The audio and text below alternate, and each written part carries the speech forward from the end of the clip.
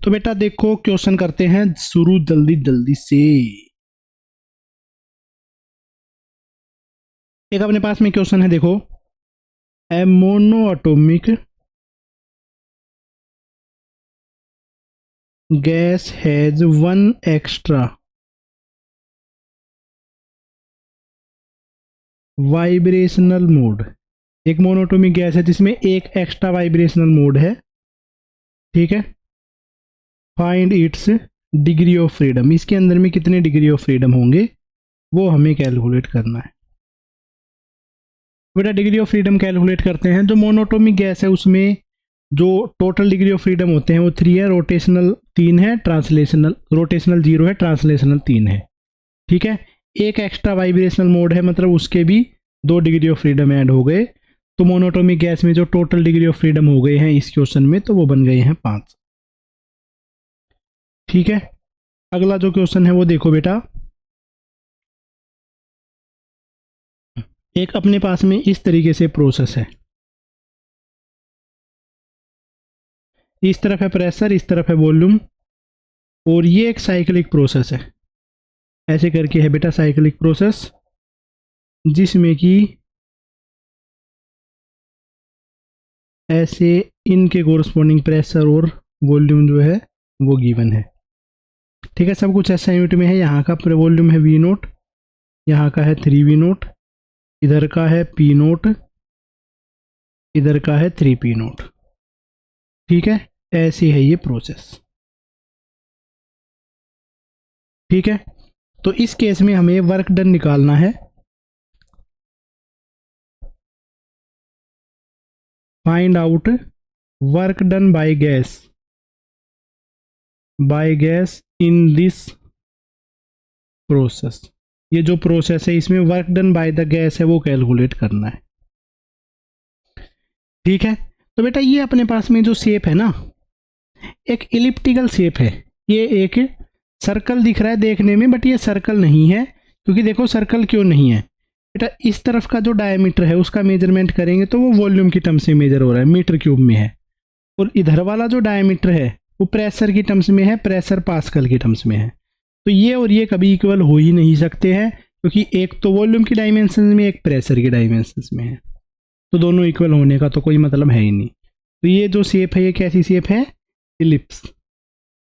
और इलिप्स में जो एरिया है, एरिया ऑफ इलिप्स, उसका फॉर्मूला हो जाता है पाई ए बी। ए है अपने पास में सेमी मेजर एक्सिस, बी है सेमी माइनर एक्सिस। एक मेजर एक्सिस एक माइनर एक्सिस, ऐसा कर लो, ठीक है बेटा। पाई ए ऐसा जो टोटल है वो अपने पास में कितना है, 3V नोट में से V नोट घटाया तो 2V नोट है, 2V नोट का आधा किया तो क्या है V नोट। तो ए की जगह पे क्या आ गया है V नोट। और ऐसा ये जो डायमीटर है ये है B प्लस बी, 2B है, 2B किसके इक्वल है, 3P नोट में से P नोट घटाया तो P नोट 2P नोट बच गया। 2P नोट है 2B के इक्वल, तो B की वैल्यू है बेटा P नोट। तो इसका जो इलिप्स का जो एरिया है वो आ गया है पाई P नोट V नोट। अब देखो ये अपने पास में क्लॉकवाइज प्रोसेस है, और अगर क्लॉकवाइज है PV डायग्राम में तो इसका मतलब है इसका जो वर्क डन है वो पॉजिटिव आएगा। तो जो वर्क डन है वो हमने लिख दिया है पाई P नोट V नोट। ये हो गया इसका आंसर, ठीक है। तो ऐसे करके इस क्वेश्चन को हमें सोल्व करना था। ओके बेटा, तो देखो इसके बाद में जो नेक्स्ट है क्वेश्चन वो करते हैं, ठीक है भाई। Work done in this cyclic process is. एक मैं साइक्लिक प्रोसेस लिखता हूं, साइक्लिक प्रोसेस में वर्क डन बताना है बेटा। देखो भाई ऐसे है साइक्लिक प्रोसेस, इधर है प्रेशर, इधर है वॉल्यूम,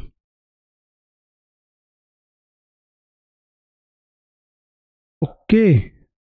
तो देखो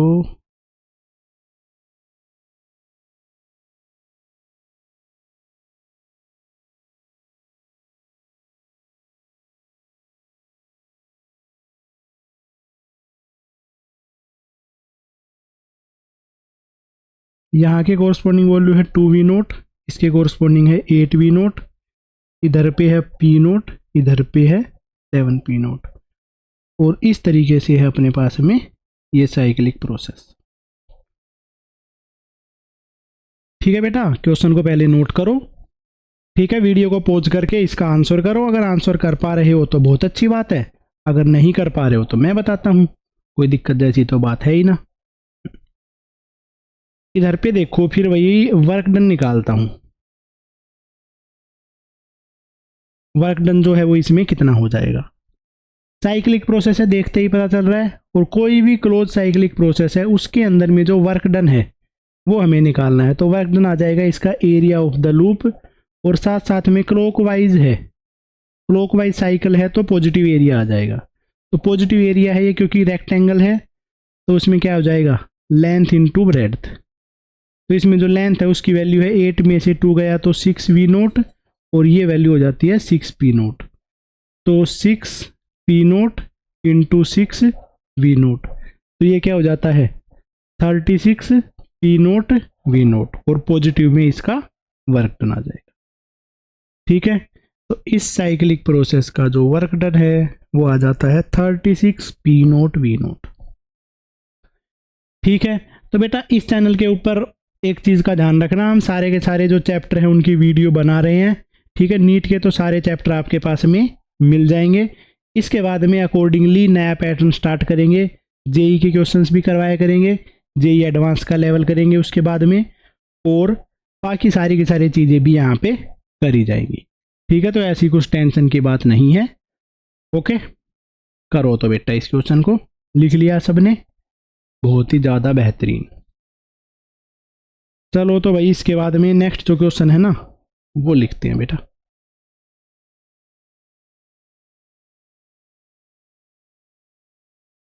what is work done by 0.2 mole of a gas at room temperature, at room temperature to double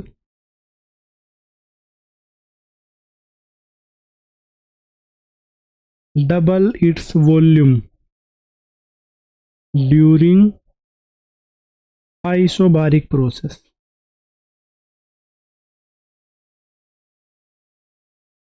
isobaric process में इसकी जो वॉल्यूम है वो डबल हो गई है, तो उस केस में इसको कितना सा वर्क डन करना पड़ेगा। साथ साथ में बेटा यहाँ पे जो आर है उसकी वैल्यू गिवन है 2 कैलोरी पर मोल पर डिग्री सेल्सियस। ठीक है, तो बेटा पहली बात तो प्रोसेस कौन सी है, आइसोबारिक प्रोसेस है।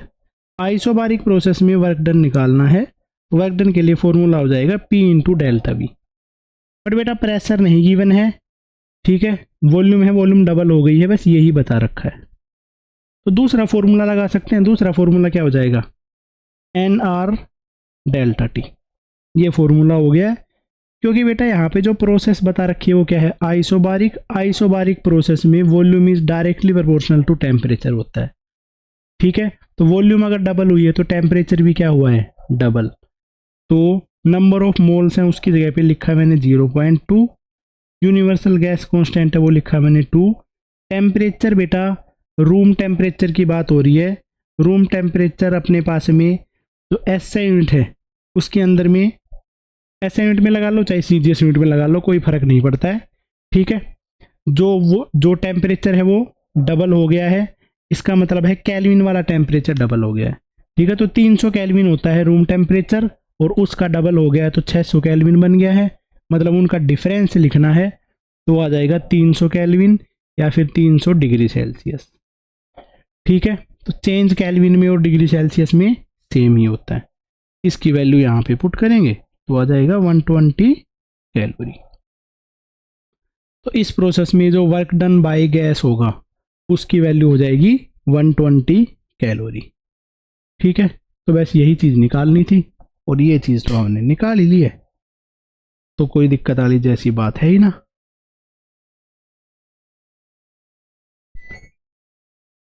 तो बेटे अब इसके बाद में करते हैं इस पे बेस्ड जो नेक्स्ट क्वेश्चन है वो। ठीक है, क्वेश्चन साथ साथ में करते रहना, क्वेश्चन प्रैक्टिस भी जरूरी है।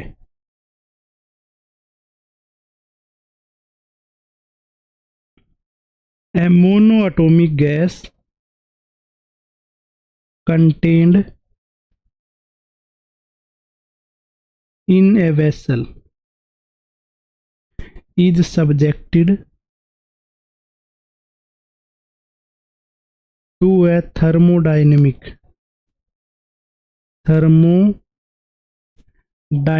process as shown। एक मोनोटोमिक गैस है बेटा, किसी वेसल में है और उसके अक्रॉस में एक थर्मोडायनेमिक प्रोसेस हो रही है जो कि इस तरीके से है। इधर का प्रेशर है P, इधर का वॉल्यूम है V, और जो थर्मोडायनेमिक प्रोसेस चल रही है वो है इस तरीके से। A से स्टार्ट करके हम B पे पहुंच गए हैं। इनके कोरस्पॉन्डिंग कुछ वैल्यूज गिवन थी, वो वैल्यूज लिख लेते हैं। तो बेटा A के कोरस्पॉन्डिंग जो प्रेशर है वो है 2P नोट और वॉल्यूम है वो है V नोट। B के कोरस्पॉन्डिंग जो प्रेशर है वो है P नोट और जो वॉल्यूम है वो है 2V नोट। ठीक है, तो ऐसे है अपने पास में ये सिनेरियो। इस केस में बताना है A से लेकर B तक जाने में चेंज इन इंटरनल एनर्जी कितना होगा। Find out change in internal energy on going from A to B। A से लेकर B तक जा रहे हैं तो चेंज इन इंटरनल एनर्जी है वो कितना बन जाएगा। ये चीज हमें कैलकुलेट करनी है, फिर इससे आंसर आ जाएगा। चलो करते हैं ट्राई बेटा, क्योंकि क्वेश्चन तो देखने पे मुश्किल लग नहीं रहा। चेंज इन इंटरनल एनर्जी है बेटा, उसका पहले तो फॉर्मूला लिखता हूँ। चेंज इन इंटरनल एनर्जी है, उसका फॉर्मूला होता है F/2 NR delta T। F का मतलब है डिग्री ऑफ फ्रीडम, तो मोनोटोमिक गैस है तो डिग्री ऑफ फ्रीडम हो जाएंगे 3/2। नंबर ऑफ मोल्स नहीं गिवन है, NR डेल्टा T मतलब कि final temperature minus initial temperature. भाई B के कोरस्पॉन्डिंग टेम्परेचर, A के कोरस्पॉन्डिंग टेम्परेचर। B के कोरस्पॉन्डिंग टेम्परेचर ऑफ B लिखता हूँ, A के कोरस्पॉन्डिंग टेम्परेचर है उसको लिखता हूँ टेम्परेचर ऑफ A। तो इसमें हम आइडियल गैस इक्वेशन लगा लेंगे भाई, PV is equal to NRT।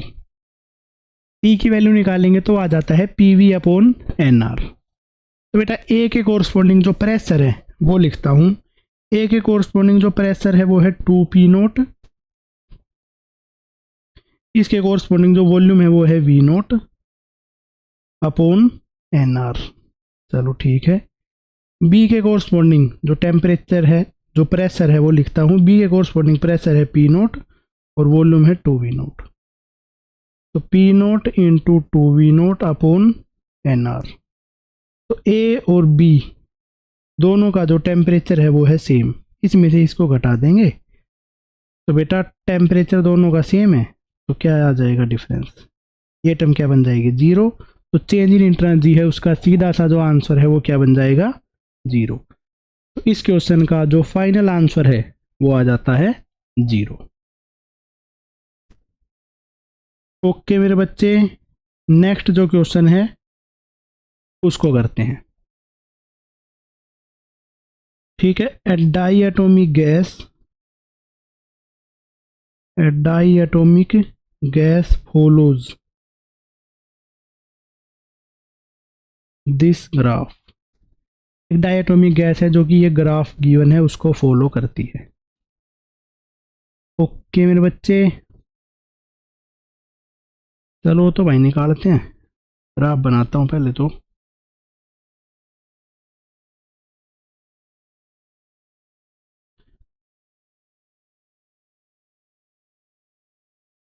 ऐसे है भाई, इसको बोल दिया ए, इसको बोल दिया है बी, ऐसे है, इस प्रोसेस को ये फॉलो कर रही है।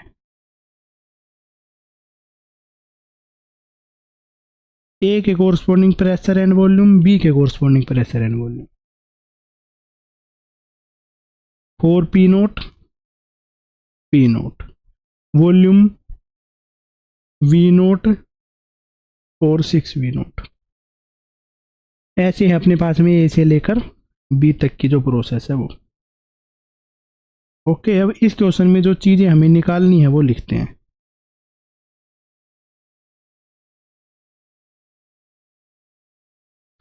फाइंड आउट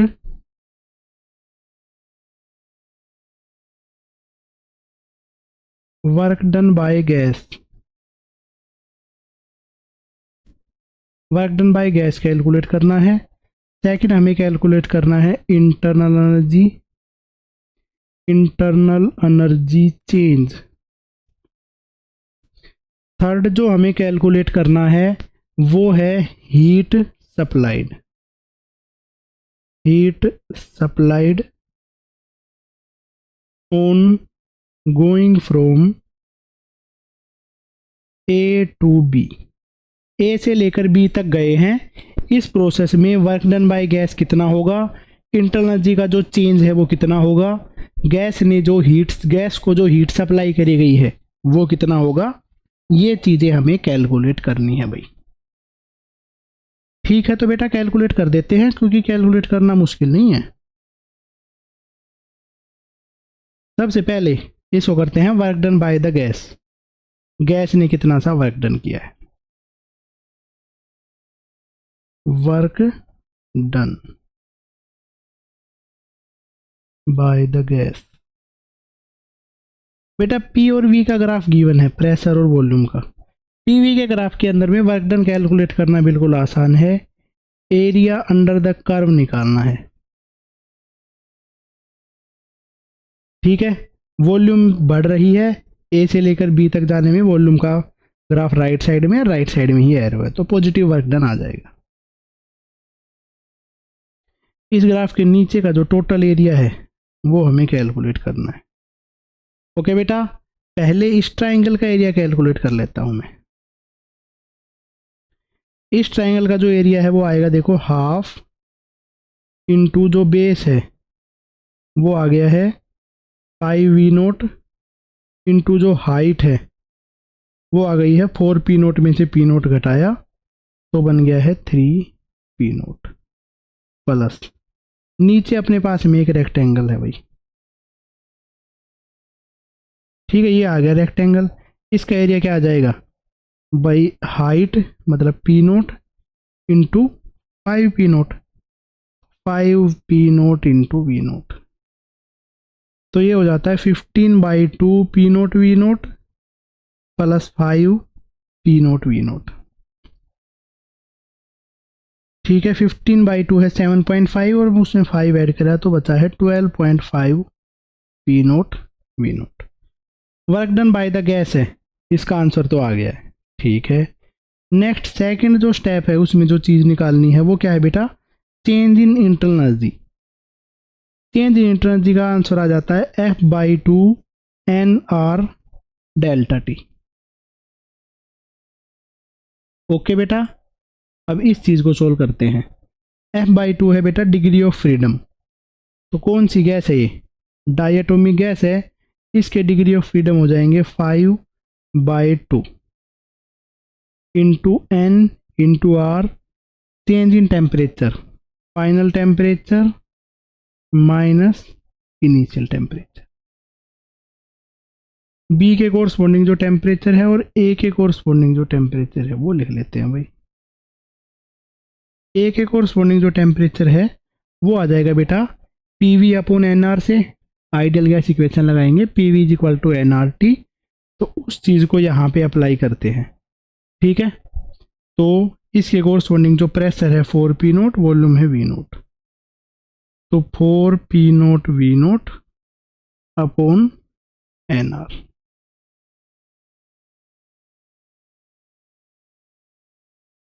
बी के कोरस्पॉन्डिंग जो टेम्परेचर है वो लिखते हैं भाई, पी नोट, इसके कोरस्पॉन्डिंग वॉल्यूम है 6 वी नोट अपॉन NR। ये आ गया है बी का temperature 6 P note V naught upon N R, 4 P note V naught upon N R. तो ये बन गया है 5/2 एन आर। बी पे टेम्परेचर है 6 P note V naught, 6 P note V naught upon N R minus 4 P note V naught upon N R. 6 में से 4 गया तो बचा 2, 5/2 N R 2 P note V naught upon N R. N से N cancel out, R से R cancel out, 2 से 2 cancel out. तो इसका जो आंसर है वो बन गया है 5 पी नोट वी नोट। तो जो चेंज इन इंटरनल दी है इस प्रोसेस में वो बन गई है 5 P note V naught. Next में जो थर्ड चीज निकालनी है वो अपनी क्या है कि heat supplied. First law of thermodynamics निकालेंगे, change in internal plus work done, ये मिला के आ जाएगा हीट सप्लाइड। तो 5 P note V note plus work done था 12.5 पी नोट वी नोट, ये बन जाता है 17.5 पी नोट वी नोट। इतनी सी अपने पास में आ जाती है हीट सप्लाइड। ठीक है, तो हीट सप्लाइड, इंटरनल जी का चेंज और वर्क डन, सब कुछ चीज़ें आ गई हैं।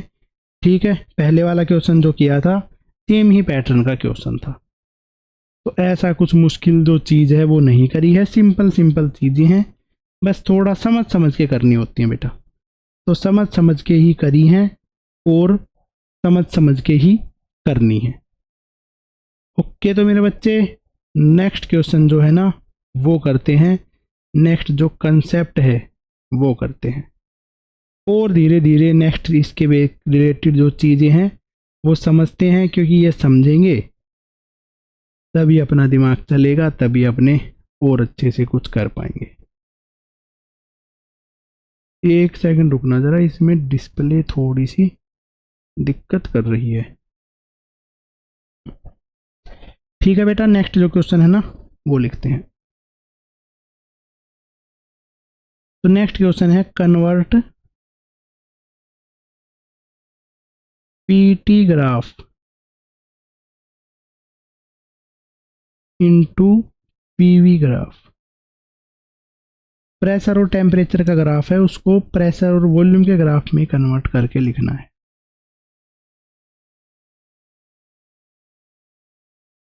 इस तरफ है प्रेशर, इस तरफ है टेम्परेचर।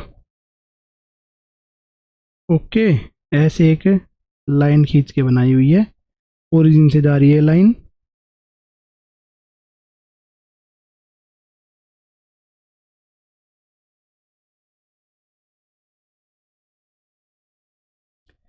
ऐसे है बेटा ये कर्व। ये वाला पॉइंट है ए, ये वाला पॉइंट है बी और ये वाला पॉइंट है सी। इस तरीके से अपने पास में जो पीटी ग्राफ है वो गिवन है, यहाँ पे हमें पीवी कर्व है इसका बनाना है। तो कोई भी ग्राफ आ जाए, सबका कन्वर्जन का तरीका सेम ही है। एक को अगर समझ लिया मतलब अपनी ज़िंदगी को समझ लिया है। इसके बाद में जैसे भी ग्राफ आएंगे, जितने भी ग्राफ आएंगे, सारे के सारे आप इजीली ड्रॉ कर पाओगे। ठीक है, तो बेटा करते हैं अब प्रोसेस, स्टेप बाय स्टेप करेंगे इसको। ठीक है, तो सबसे पहले तो इस तरफ मैं बनाता हूँ पीवी ग्राफ, जो कि हमें निकालना है। वो वाला ग्राफ कौन सा है? PV graph. ओके, सबसे पहली प्रोसेस देखते हैं ए से लेकर बी, जिसको मैंने लिख दिया है ए बी। ए बी वाली प्रोसेस है वो देखो क्या रिप्रेजेंट कर रही है, पी और टी में स्ट्रेट लाइन है, इसका मतलब है pressure is directly proportional to temperature. ऐसी किसी प्रोसेस के बारे में बता रही है। Pressure is directly proportional to temperature, ये कब होता है बेटा? जब होता है जब वॉल्यूम कांस्टेंट हो। तो सबसे पहली चीज हमें पता चली है ए बी ग्राफ से कि अपने पास में जो वॉल्यूम है वो कांस्टेंट है। तो सबसे पहले ए से लेकर बी तक की जो लाइन बनेगी वो ये रहेगी, ए से लेकर बी तक में जो वॉल्यूम है वो कांस्टेंट है। ठीक है, वॉल्यूम कांस्टेंट है, साथ साथ में एरो का कैसे पता चलेगा भाई? एरो कैसे लगेगा? एरो ऐसी है बेटा, यहाँ पे ए से लेकर बी तक में देख रहे हैं प्रेशर बढ़ रहा है, तो इधर पे भी प्रेशर क्या होगा, बढ़ रहा होगा। ठीक है, एरो के लिए कैसे पता चला कि इस प्रोसेस के अंदर में प्रेशर है वो बढ़ रहा था, तो ऐसी एरो बन गया। नेक्स्ट है बी से लेकर सी, इधर पे आ गया है बी से लेकर सी। बी से लेकर सी तक की प्रोसेस दिख रही है बेटा, टेम्परेचर है वो कांस्टेंट है, temperature is equal to constant. Temperature constant है, आइसोथर्मल प्रोसेस है। Pressure is inversely proportional to volume, pressure actual में घट रहा है बट वॉल्यूम के इनवर्सली प्रोपोर्शनल है। बी से सी वाला ग्राफ है, उसको देख के दिख रहा है कि प्रेशर घट रहा है। और इनवर्सली प्रोपोर्शनल का जो ग्राफ है रेक्टेंगुलर हाइपरबोला बनता है। लो तो भाई रेक्टेंगुलर हाइपरबोला हमने बना दिया है। ये हम पहुंच गए बी से लेकर सी तक। सी से लेकर ए तक में तो कोई दिक्कत ही नहीं है भाई। सी से लेकर ए तक की कौन सी प्रोसेस है बेटा, प्रेशर कांस्टेंट। और अगर प्रेशर कांस्टेंट है तो कांस्टेंट प्रेशर का ग्राफ कैसा आ जाएगा, प्रेशर की है स्ट्रेट लाइन। ये लो, सी से ए तक का जो ग्राफ था वो भी हमने बना दिया है। ऐसे करके हम कोई भी जो ग्राफ है वो ड्रॉ कर सकते हैं इस पीवी ग्राफ में, वीटी ग्राफ में, टीवी ग्राफ में। कोई भी कन्वर्जन है वो किया जा सकता है। ठीक है,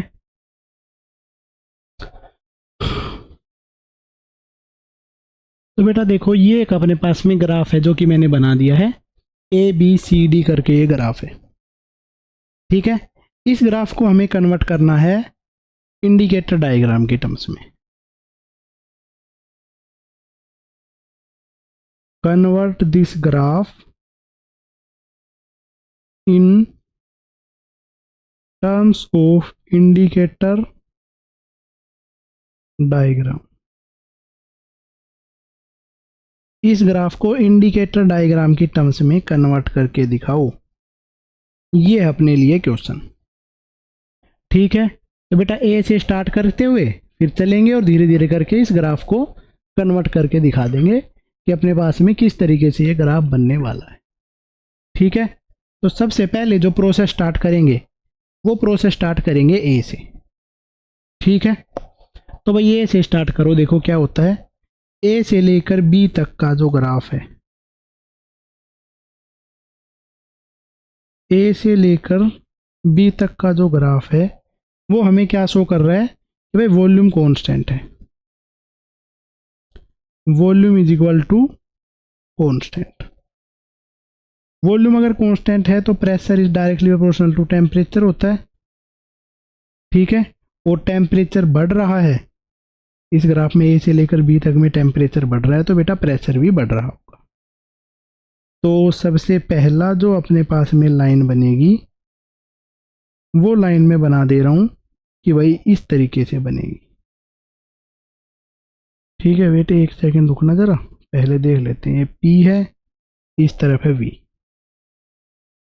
वॉल्यूम कांस्टेंट है तो भाई वॉल्यूम कांस्टेंट है तो ऐसी कुछ लाइन बनेगी।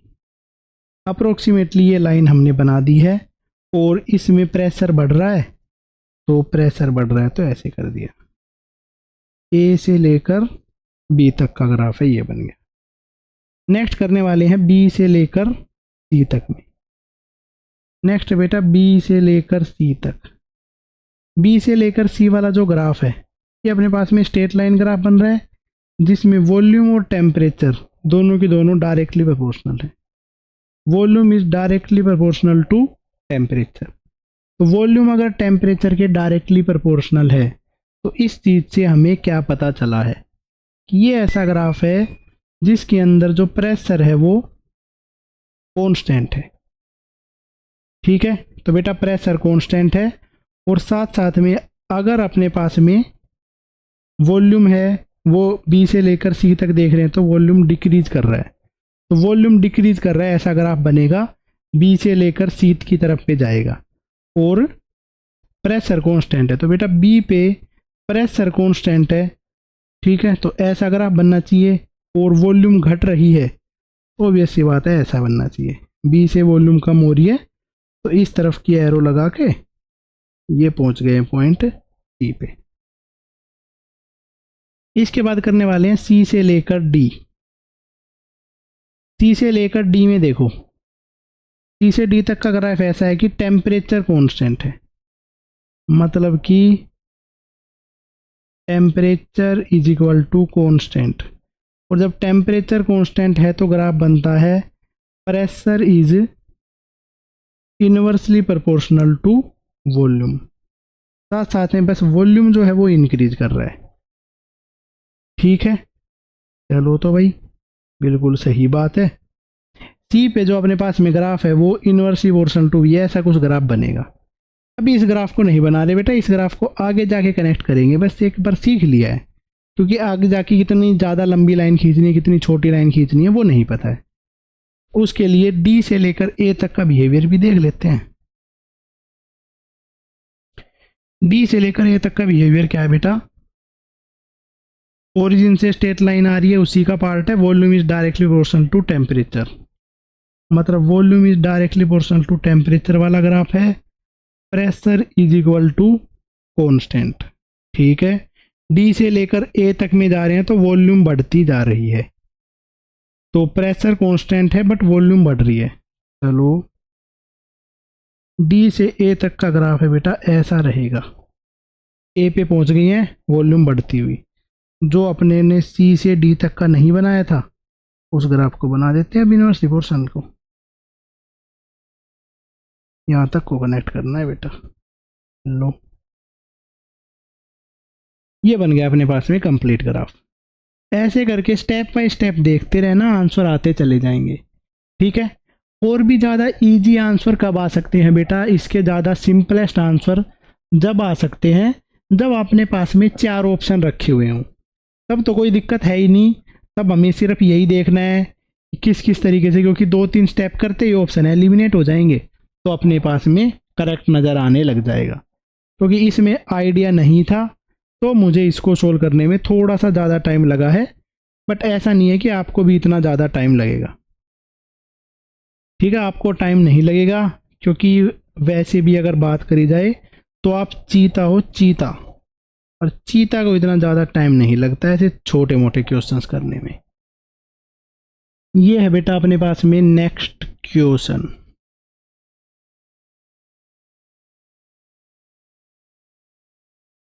n moles of an ideal gas, ideal monoatomic gas is heated from 35 degree Celsius to 55 degree Celsius at constant volume and 900 joule of heat is absorbed। n mole gas थी ideal monoatomic, उसको heat किया constant volume पे तो 900 joule heat है उसको absorb कर लिया। ठीक है, आगे है कि if same gas is heated from 55 degree Celsius to 95 degree Celsius at constant pressure, इसको हीट किया है कांस्टेंट प्रेशर पे, फाइंड आउट हीट रिक्वायर्ड। इस प्रोसेस में हमें कितनी सी हीट की रिक्वायरमेंट होगी ये हमें कैलकुलेट करनी है। ऐसा अपने पास में क्वेश्चन है बेटा। इस तरीके के बहुत सारे क्वेश्चंस आएंगे, तो एक ये क्वेश्चन बता देता हूँ, बाकी क्वेश्चन तो आप खुद से कर ही लोगे। इसको एक बार, सिर्फ एक बार समझने की ज़रूरत है, बाकी इसमें कुछ नहीं है। ओके, तो मेरे बच्चे देखो शुरू से समझते हैं। एक n moles of ideal gas है जिसको हीट किया 35 से 55 तक कांस्टेंट वॉल्यूम पे इतनी। तो बेटा हीट सप्लाइड का फॉर्मूला क्या होता है, number of moles into C into delta T. पहली प्रोसेस के लिए लिख देते हैं अकॉर्डिंग टू क्वेश्चन, क्वेश्चन के अकॉर्डिंगली हीट जो लगी है वो है 900, नंबर ऑफ मोल है कैपिटल N, और कैसी कांस्टेंट वॉल्यूम पे तो CV, चेंज इन टेम्परेचर 35 से 55 तक में चेंज इन टेम्परेचर है 20। ये बन चुकी है equation number 1। If same gas is heated from 55 to 95 at constant pressure, तो उस केस में जो हीट लगेगी उसको हमने मान लिया है कि भाई Q हीट लगेगी, नंबर ऑफ मोल्स है N ही Cp, और टेम्परेचर चेंज हुआ है 55 से 95, मतलब कि 40 का। ये दो इक्वेशन अपने पास में बन गई हैं। NC डेल्टा T जो मोलर हीट कैपेसिटी है उसका फॉर्मूला ऐसे ही डिफाइन किया गया था। ये अपने पास में बेटा फॉर्मूले बन गए हैं दोनों, एक दूसरे को डिवाइड कर देते हैं। Equation number 2 divided by equation number 1, तो Q अपॉन 900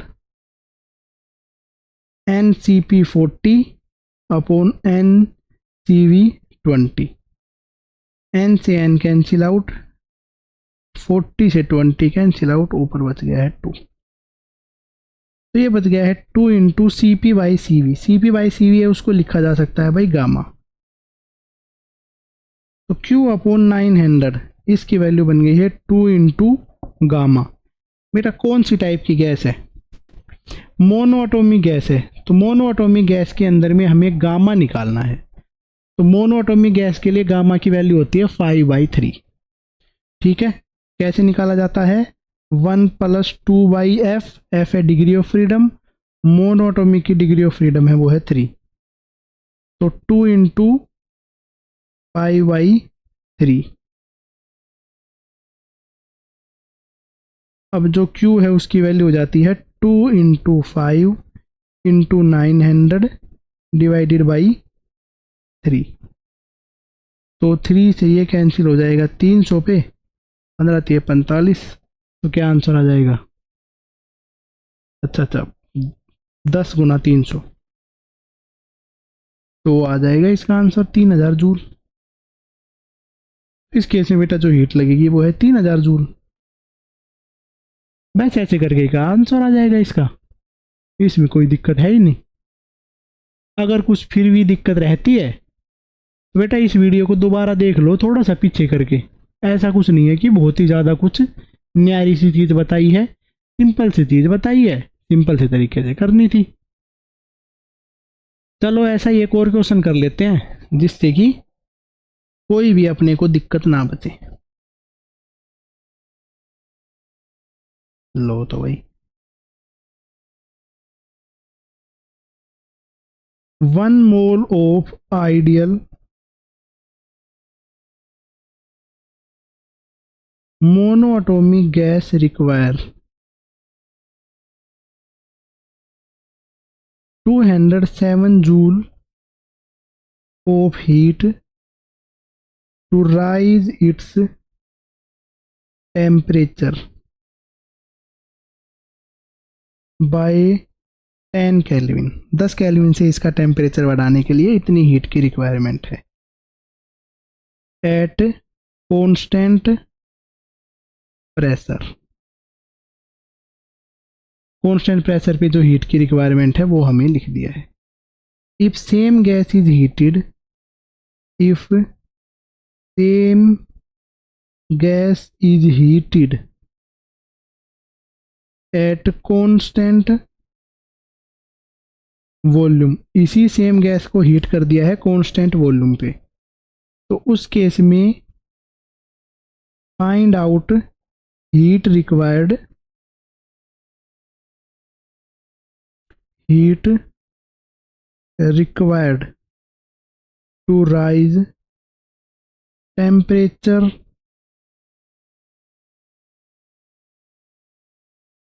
बाय 10 केल्विन।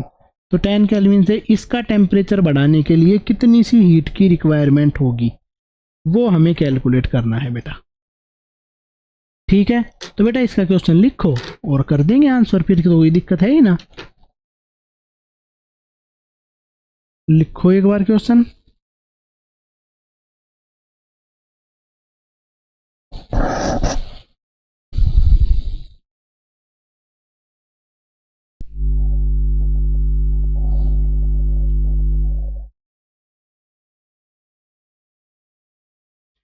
ठीक है, तो हीट का फॉर्मूला क्या होता है भाई, NC डेल्टा T।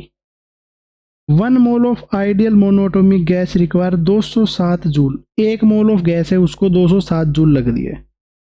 तो अकॉर्डिंग टू क्वेश्चन 207 जूल लग रही है 1 मोल को, और कांस्टेंट प्रेशर पे 10 डिग्री के टेम्परेचर राइज करने के लिए। लो भाई ये लिख दिया है, ठीक है। If same gas is heated at constant volume, अगर इसी गैस को हम कांस्टेंट वॉल्यूम पे हीट करते हैं,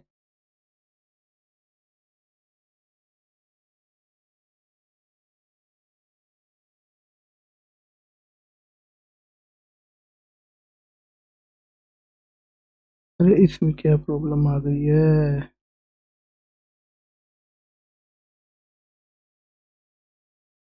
एक बार करता हूं।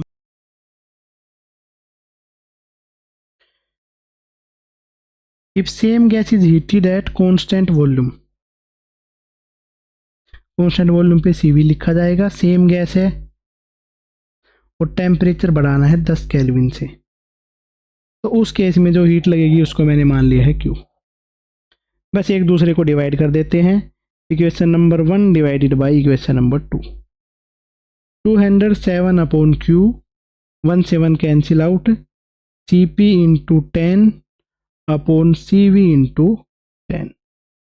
10 से बेटा 10 कैंसिल आउट, इधर क्या बच गया है, CP अपॉन CV, जिसको कि लिखा जाता है गामा से। गामा का फॉर्मूला होता है 1 + 2/F।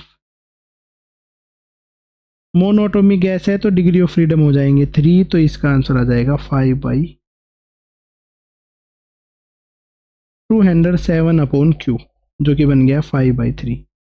Q जो है उसकी वैल्यू हो जाएगी 207 इंटू 3 अपॉन 5। तो ये इस केस में आ जाएगा इसका आंसर। ये बन जाता है बेटा 124.2 जूल। ऐसा क्वेश्चन था, बताइए। और ऐसे क्वेश्चन में बावड़े से हुए फिर रहे हो, ऐसे कि भाई बहुत ज़्यादा मुश्किल चीज़ पूछ ली हो। आसान सी चीज़ पूछी थी, ठीक है, और आसान चीज़ पूछी है तो आसान तरीक़ों से ही उसको निकाला करो। चलो और क्वेश्चन पूछता हूँ इस पे बेस्ड, ठीक है। कुछ क्वेश्चन जिसमें कि नीट के होंगे और कुछ क्वेश्चन सिर्फ कंसेप्ट समझने के लिए हम करेंगे। ओके, तो बच्चे नेक्स्ट क्वेश्चन देखो।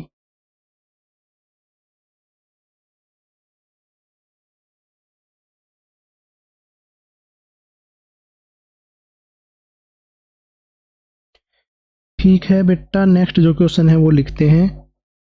An ideal gas undergo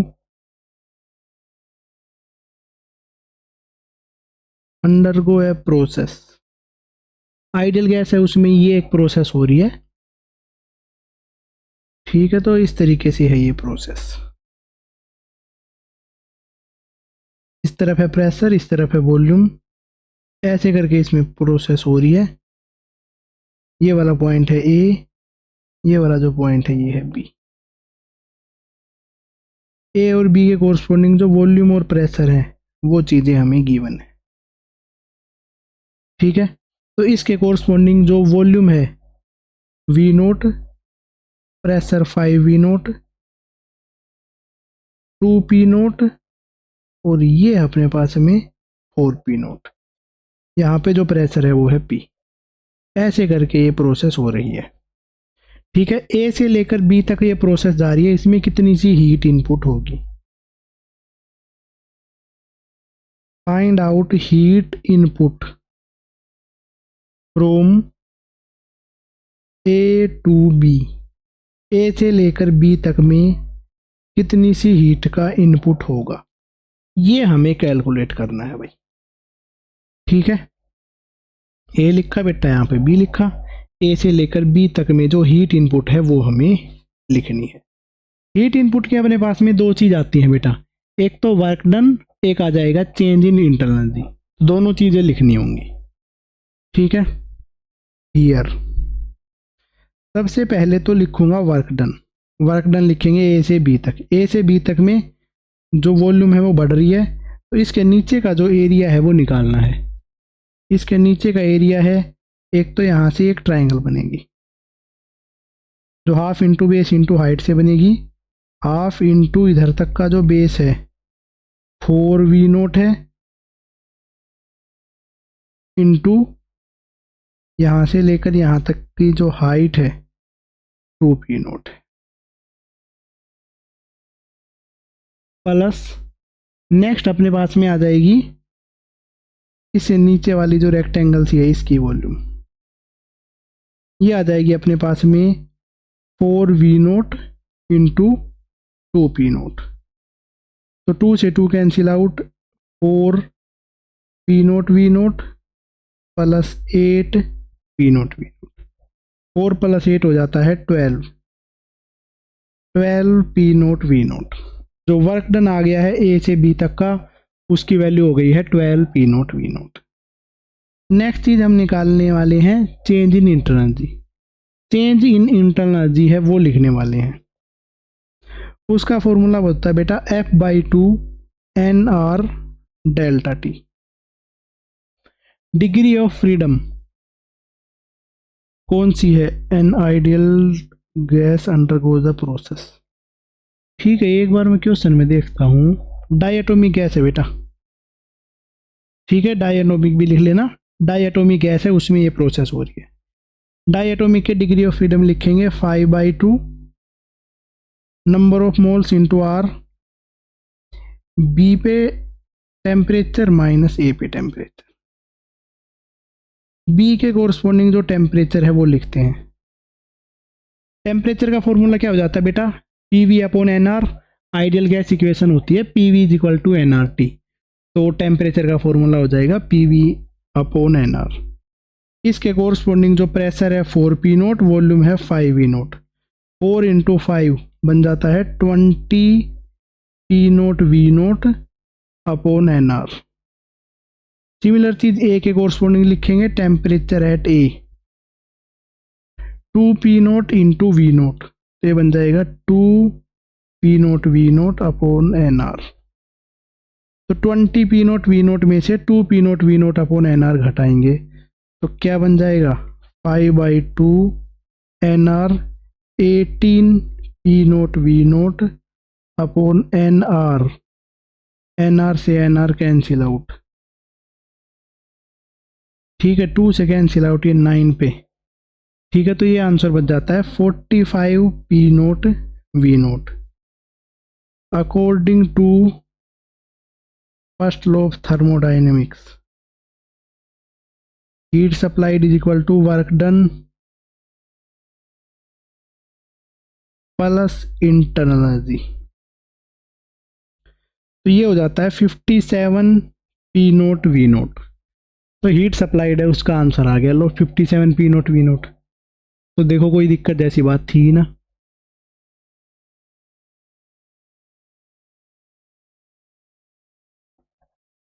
clear है बेटा? देखो क्वेश्चन को, समझो क्वेश्चन को, निकालो क्वेश्चन को।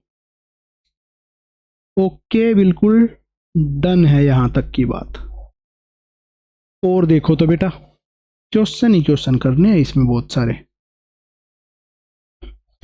नेक्स्ट जो अपने पास में है क्वेश्चन वो करते हैं। अगला जो क्वेश्चन वो है ये बेटा, a monoatomic gas undergo a process as shown।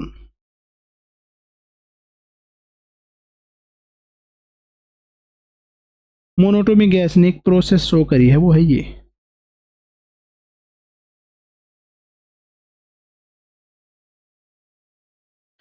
ऐसे कुछ प्रोसेस बना रखी है भाई। तो इसमें हमें कैलकुलेट करना है, find out molar specific heat of this process. ये जो ऊपर प्रोसेस बनाई हुई है, इस प्रोसेस की मोलर स्पेसिफिक हीट है उसको कैलकुलेट करना है, ठीक है। तो बेटा इसको समझने की जरूरत है किस तरीके की प्रोसेस है, फिर उसके अकॉर्डिंग तो कैलकुलेट हम कर सकते हैं। तो इस डायग्राम से हम समझते हैं। देखो volume is directly proportional to temperature का ग्राफ बनाया हुआ है। Volume is directly proportional to temperature कब होता है? जब कांस्टेंट प्रेशर हो तब। इसका मतलब कौन सी प्रोसेस है ये? Isobaric process. और यहाँ पे जो निकालना है वो निकालना है सीपी। सीपी का फॉर्मूला क्या हो जाता है? 1 + F/2 R या F/2 + 1 × R।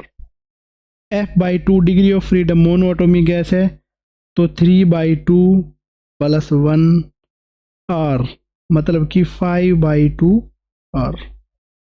तो ये वाली जो मोनो एटॉमिक गैस है इसमें molar specific heat constant pressure पे निकालनी थी, जिसकी वैल्यू आ गई है 5/2 R। बस डन कर दिया है ये काम। अच्छी चीज हमने सीख ली है। चलो एक बार एक पॉलीट्रोपिक प्रोसेस है उसके लिए भी हीट कैपेसिटी निकाल के देख लेते हैं ताकि तुम्हें दिक्कत ना रहे।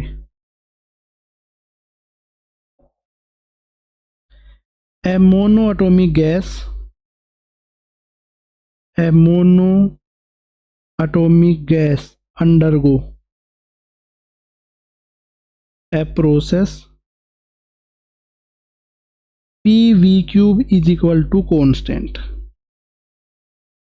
एक मोनोटोमिक गैस है जो कि इस प्रोसेस को फॉलो कर रही है। Find the molar heat capacity. ये जो गैस है इसकी मोलर हीट कैपेसिटी है वो निकालनी है। ठीक है, तो बेटा सबसे पहले समझने की जरूरत है ये वाली जो गैस है ना एक पॉलीट्रोपिक प्रोसेस है, पॉलीट्रोपिक प्रोसेस से गुजर रही है, जिसको लिखा जा सकता है PV⁴A = कांस्टेंट। तो यहाँ का जो पॉलीट्रोपिक इंडेक्स है उसकी वैल्यू है 3, V⁴3। तो ये बन गया है। यहाँ पे जो मोलर हीट कैपेसिटी है उसका फॉर्मूला होता है F/2 R + R/1 - A। ठीक है, तो गैस के जो डिग्री ऑफ फ्रीडम है वो है F, क्योंकि मोनोटोमिक गैस है, तो 3/2 R + R/1 - 3। 3/2 R + R/-2, 3/2 R - R/2। 2 को एलसीएम ले लिया, R में से घटाया, तो 3/2 R में से R/2 घटाएंगे तो R बन जाएगा। तो यहाँ पे जो मोलर हीट कैपेसिटी है उसकी वैल्यू क्या बन गई है? R। ऐसे करके इसकी आंसर निकाला जा सकता है। और देखो कोई अलग ही प्रोसेस दे दी जाए, किसी अलग ही टर्म्स में लिख दें, तब उस केस में कैसे आंसर निकालोगे वो और तरीका सिखा देता हूं। ठीक है, एग्जाम्पल देखो बेटा। A monoatomic gas undergo a process V is directly proportional to T⁴7। ठीक है, find out its molar heat capacity. इसकी जो मोलर हीट कैपेसिटी है वो हमें कैलकुलेट करनी है। अब बेटा प्रोसेस को देख के पता चल रहा है कोई सी भी स्टैंडर्ड प्रोसेस नहीं है, मतलब कि पॉलीट्रोपिक है, बट पॉलीट्रोपिक उस फॉर्म में चाहिए जिस फॉर्म में रहती है, उस फॉर्म में ही निकालनी पड़ेगी पहले हमें। तो इसको मैंने लिख दिया है V = कुछ constant into T⁴7। Arbitrary constant है, कुछ भी हो सकता है। ठीक है, वॉल्यूम को तो वॉल्यूम की टर्म में लिखना है, टेम्परेचर को प्रेशर की टर्म्स में लिखना पड़ेगा। टेम्परेचर को प्रेशर की टर्म में लिखा जा सकता है PV/NR। तो जो भी कांस्टेंट टर्म है बेटा उसको इसी में ऐड कर देंगे। तो यहाँ से बन गया है V T⁴7 into constant. Constant को लेफ्ट में ले जाता हूँ, V को राइट में, कांस्टेंट तो लेफ्ट में आ गया। चेंज होता जा रहा है, कांस्टेंट सेम नहीं है, बस अलग अलग लिखता जा रहे हैं। P⁴7 V⁴6।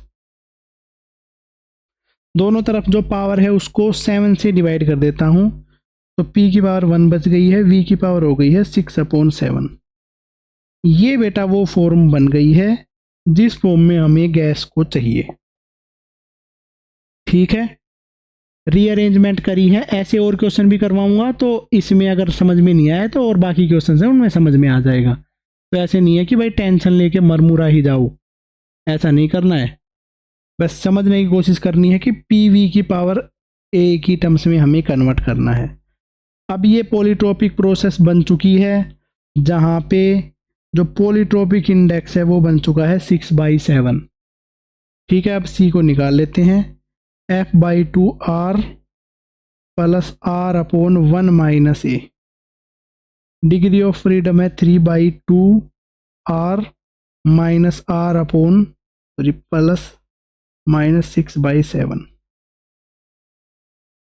R into 3/2 plus R into 1 में से 6/7 घटाया तो 1/7 बचा, तो 7 ऊपर चला गया।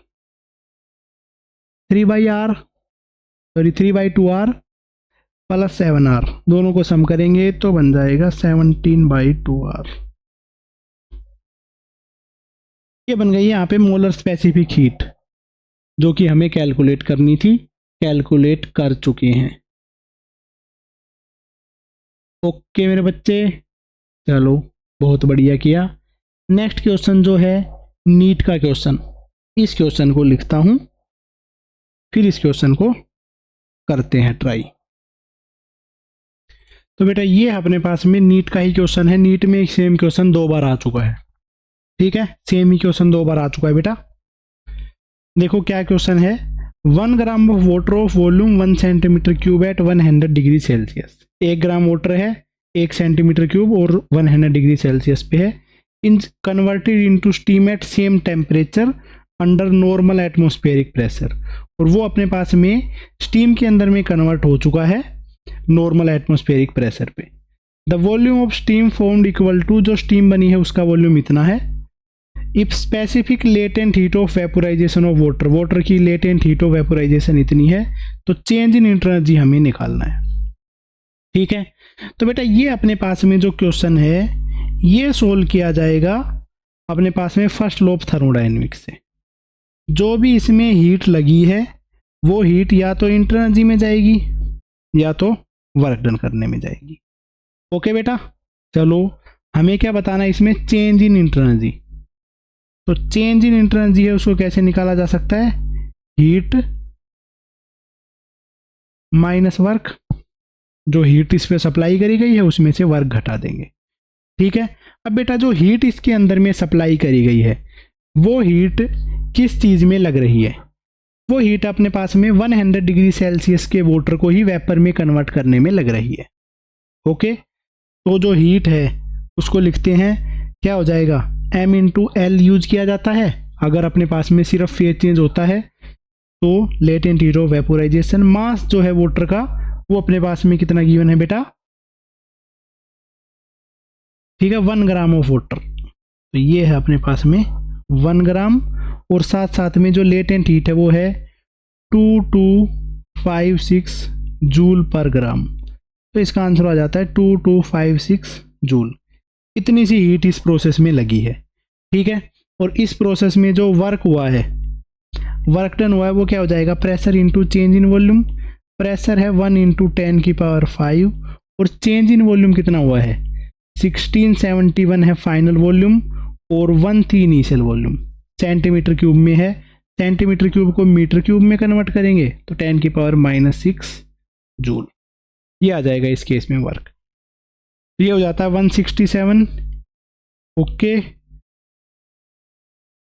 1670 इंटू 10⁵ और -6 तो क्या बचेगा -1, तो 167 जूल। तो बेटा इस प्रोसेस के अंदर में जो वर्क डन किया गया है वो क्या है कि भाई कांस्टेंट प्रेशर पे जो वॉल्यूम बढ़ाने में काम हुआ है वो। ठीक है, और जो हीट सप्लाई करी गई है वो कितनी सी है बेटा, जो अपने पास में इसका मास है और लेटेंट हीट ऑफ वेपोराइजेशन है उससे मल्टीप्लाई करने में। ठीक है, 1 ग्राम को कन्वर्ट करने में ऐसा हुआ है। ठीक है, बस अब इसको इक्वेशन नंबर 1 में पुट कर देते हैं। Put in equation number 1, change in energy आ जाएगी 2256 माइनस 167 जूल, तो 2089 जूल, ये अपने पास में आ जाता है चेंज इन इंटरनल एनर्जी। इस चीज़ को ही निकालना था बेटा, इसी से ही अपना आंसर आ जाएगा। इतना सिंपल सा क्वेश्चन था, मुश्किल क्वेश्चन नहीं है बिल्कुल भी। ओके, चलो भाई और क्वेश्चन करते हैं। तो बेटा नेक्स्ट क्वेश्चन जो है वो ये है, in the figure shows two path may be taken as gas to go from A to C. A से लेकर सी जाने में दो पाथ हैं अपने पास में, एक तो ये ऊपर वाला पाथ, एक ये वाला पाथ है, ठीक है। In the process A B 400 joule of heat is added to the system. A से लेकर बी तक में 400 जूल हीट ऐड हुई है सिस्टम में। And in process B C 100 joule, B C वाली प्रोसेस में 100 जूल हीट ऐड हुई है, ठीक है। The heat observed by system in process A C वाली प्रोसेस में कितनी सी हीट एब्जॉर्ब हुई है सिस्टम से, ठीक है। तो बेटा अपने पास में ओवरऑल अगर देखा जाए तो दो प्रोसेस हैं, एक है ए बी और सी, एक है डायरेक्ट ए टू सी, ठीक है। दोनों प्रोसेस में जो चेंज इन एनर्जी है वो सेम रहेगी, ठीक है। ए बी वाली प्रोसेस में यहाँ की हीट गिवन है, यहाँ की हीट गिवन है, टोटल हीट गिवन है। वर्क डन निकालने के लिए यहाँ का एरिया अंडर द कर्व निकाल लेंगे, तो यहाँ से इंटरनर्जी निकाल लेंगे। और ए से सी वाली में जो हीट है वो निकालनी है, तो उसके लिए इंटरनर्जी तो सेम ही रहेगी ए से लेकर सी तक, और नीचे का जो एरिया अंडर द ग्राफ है वो देख लेंगे। तो इन प्रोसेस ए बी सी वाली प्रोसेस है उसमें हम देख रहे हैं, ठीक है। तो यहाँ पे जो बेटा हीट सप्लाइड है वो हो जाएगी change in energy plus work done. Heat supply है वो देखो कितनी है, 400 प्लस 100, टोटल हीट सप्लाई हुई है 500 joule. Change in energy A B C वाली प्रोसेस में जो वर्क डन है वो देखो कितना होगा, इतना सा एरिया होगा वो, ठीक है। तो वो जो वर्क डन है वो मैं लिखता हूँ, यहाँ से लेकर यहाँ तक का है 6 × 10⁴ पास्कल, ये प्रेशर है SI यूनिट में, और चेंज इन वॉल्यूम है वो इतना सा है इसका नीचे का, ठीक है। 4 में से 2 घटाया तो 2 × 10⁻³ 500 is equal to delta U plus 6 × 2 = 12 × 10 120। इधर से बेटा चेंज इन एनर्जी आ गया, 500 में से 120 घटाया तो 380 जूल। ए बी सी वाली प्रोसेस से हमने ए से लेकर सी तक की जो चेंज इन एनर्जी है वो निकाल ली है। अब हम प्रोसेस यूज कर रहे हैं ए से सी तक की process. In process A to C heat supplied will be equal to change in energy plus work done by the gas. इसका आंसर तो सीधा ही आ गया 380। इसके अंदर का जो वर्क डन है वो निकालना है। तो बेटा ये शेप कैसी है, पैरेललोग्राम। पैरेललोग्राम का जो वर्क डन है वो क्या आ जाता है, परपेंडिकुलर, जो दो पैरेलल साइड है उनके बीच का परपेंडिकुलर डिस्टेंस, और जो दोनों साइड है उनका एवरेज, ठीक है। जो पैरेलल साइड है उनका एवरेज, तो इधर से निकाल लेंगे हाफ, मतलब इसका एवरेज निकालते हैं। ये जो है ये है 6, ये जो साइड है ये है 2, इधर से देख रहे हैं 6 और 2, ठीक है। 6 और 2 का जो सम करेंगे तो आ जाएगा 8, तो 8 × 10⁴, और जो ये हाफ था ये आ गया एवरेज, इंटू इन दोनों के बीच का परपेंडिकुलर जो कि आ जाएगा 2 × 10⁻³ इसकी वैल्यू आ जाएगी 380 प्लस ये बनेगा 80, तो इसका आंसर हो जाता है 460 जूल, ठीक है। एरिया अंडर द ग्राफ, ये सारी चीज़ें बेटा देख देख के निकालते रहना, समझना ज़रूरी है, ठीक है। ऐसे करके भी निकाल सकते थे, यहाँ के एक ये ट्रायंगल का एरिया, एक ये ट्रायंगल का एरिया, ठीक है। वो अपनी मर्जी है, जैसा जिसको आता है वो उस तरीके से अपनी श्रद्धा के अकॉर्डिंगली कर सकता है, ठीक है। बाकी और क्वेश्चन है वो करते हैं। नेक्स्ट जो अपने पास में क्वेश्चन है वो है ये, a mixer of ideal gas has 1 mole of neon, 2 mole of nitrogen gas and 3 mole of ozone at the absolute temperature T. Then internal energy of mixer will be, इससे जो mixer बनेगा उसकी internal energy कितनी रहेगी। तो बेटा internal energy रहेगी जो 3 गैस हैं, इन तीनों गैसेस की जो इंटरनल एनर्जी है उसका सम। क्योंकि इंटरनल एनर्जी क्या होता है बेटा, टोटल एनर्जी जो कि किसके इक्वल आ जाती थी, काइनेटिक एनर्जी के इक्वल। तो काइनेटिक एनर्जी है, तीनों की काइनेटिक एनर्जी को सम करेंगे, इस तरीके से नेट काइनेटिक एनर्जी आ जाएगी। पहले वाले के लिए जो फॉर्मूला होता है F/2 nRT रहता है। तो इसके अंदर में सबसे पहले है नियोन, नियोन है मोनोएटॉमिक गैस, उसकी F की वैल्यू होगी 3/2, नंबर ऑफ मोल है 1 × R × T। सेकंड जो है अपने पास में है N2 nitrogen diatomic, 5/2, number of mole है 2 RT। नेक्स्ट जो है उसके ओजोन है, अपने पास में डिग्री ऑफ फ्रीडम है 6/2, नंबर ऑफ मोल है 3 × RT।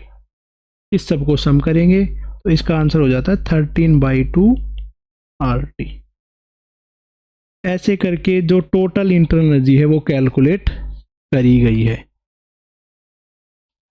ठीक है बेटा, चलो नेक्स्ट क्वेश्चन करते हैं इस पे बेस्ड। तो बेटा नेक्स्ट क्वेश्चन जो है वो अपने पास में है ये, 2 perfect monoatomic gas at absolute temperature T1 and T2 are mixed. 2 perfect gas हैं, मोनोएटॉमिक गैस हैं, ठीक है। T1 और T2 उनका टेम्परेचर है, दोनों को मिक्स कर दिया, ठीक है। इस प्रोसेस में कोई भी एनर्जी का लॉस नहीं हुआ। तो जो हमें मिक्सर बन गया है उसका टेम्परेचर निकालना है, ठीक है। और जो number of mole of gas है वो है N1 और N2। देखो बेटा, एक ये थी गैस, एक ये गैस थी, ठीक है। दोनों गैसेस आपस में मिक्स होकर इस तरीके से बन गई हैं, इस किसी कंटेनर में आ गई। ओके, अब देखो इसका था नंबर ऑफ मोल थे N1, इसके नंबर ऑफ मोल थे N1। इसकी स्पेसिफिक हीट कैपेसिटी थी C, इसकी स्पेसिफिक हीट कैपेसिटी भी थी C, ठीक है। क्योंकि दोनों ही मोनोएटॉमिक थे, दोनों की ही जो C है वो अपने पास में सेम रहेगी, ठीक है। ओके, अब जब दोनों मिक्स हो गई हैं तो भी इनकी जो स्पेसिफिक हीट कैपेसिटी है वो C ही रही है, ओके। और साथ साथ में जो इनका टेम्परेचर है वो T बन गया, पहले का टेम्परेचर था T1, दूसरे का टेम्परेचर था T2, ठीक है। और इसके नंबर ऑफ मोल क्या हो गए हैं N1 + N2। इस तरीके से अपने पास में प्रोसेस हो गई है। तो इसमें लगा देते हैं कंजर्वेशन ऑफ एनर्जी।